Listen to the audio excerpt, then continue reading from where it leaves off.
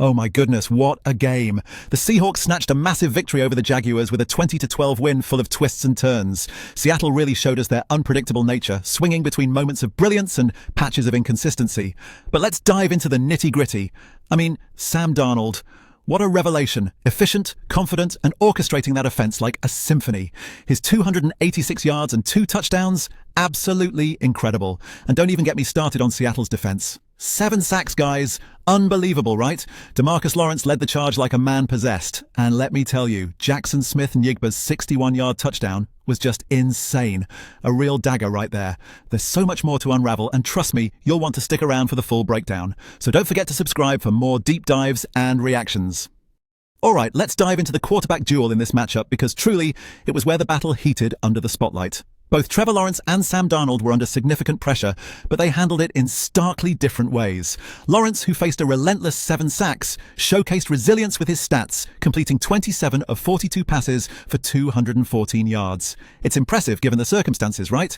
But it's also a clear sign his offensive line just couldn't hold. You can't score if you're constantly eating grass.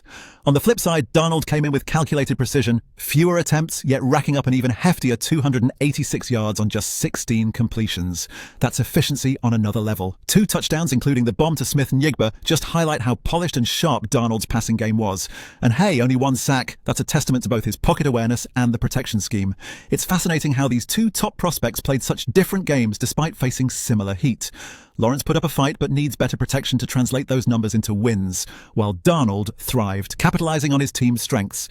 This contrast tells us so much about their respective offenses, doesn't it? Diving deeper into how Seattle managed to turn the tide. Listen, it all kicked off in that second quarter when Sam Darnold uncorked that beauty. A 61-yard touchdown to Jaxon Smith-Njigba. That play was just electric. But here's the thing, it wasn't just about a single pass, right? It was about Darnold seeing the gap in Jacksonville's secondary and just going for it. It's like he could almost smell their vulnerability. From there, you could sense the shift. The Seahawks' offensive line was giving him the space to operate, and Darnold was seizing the moment. This wasn't just about numbers, it was about changing the game's emotional landscape.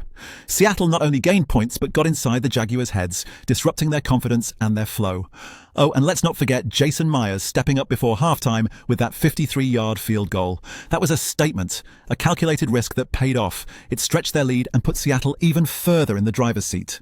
The psychological impact was undeniable. With each yard gained, they were crafting a story of dominance the Jaguars just couldn't rewrite. Seattle's defense and tactical tweaks solidified this narrative by keeping relentless pressure on Jacksonville throughout the game. It was unstoppable yet perfect. Okay, so looking at what this result means for both the Seahawks and Jaguars in terms of playoff hopes, there's a lot to unpack. For Seattle, the victory could be a springboard. When you've got a hot connection like Darnold and Smith-Njigba just clicking, it really sets a tone. And those defensive adjustments, man, they were spot on. If they replicate this kind of performance in their divisional matchups, who knows how far they can go. They've got the tools, now it's all about consistency. But for Jacksonville, it's a tough one to swallow. Lawrence showed resilience, 2 touchdowns and all, but without strengthening that offensive line, it's going to be rough. They need to protect their QB, reduce those 7 sacks, and really seal the deal on those 3rd downs. But let's not count them out yet. There's potential there with guys like Brian Thomas Jr. They just need to harness it. So what do you guys think? Is Seattle on an upward trajectory post this win? Or does Jacksonville have what it takes to make a comeback? Tell me your thoughts in the comments. I'd love to hear what you all think.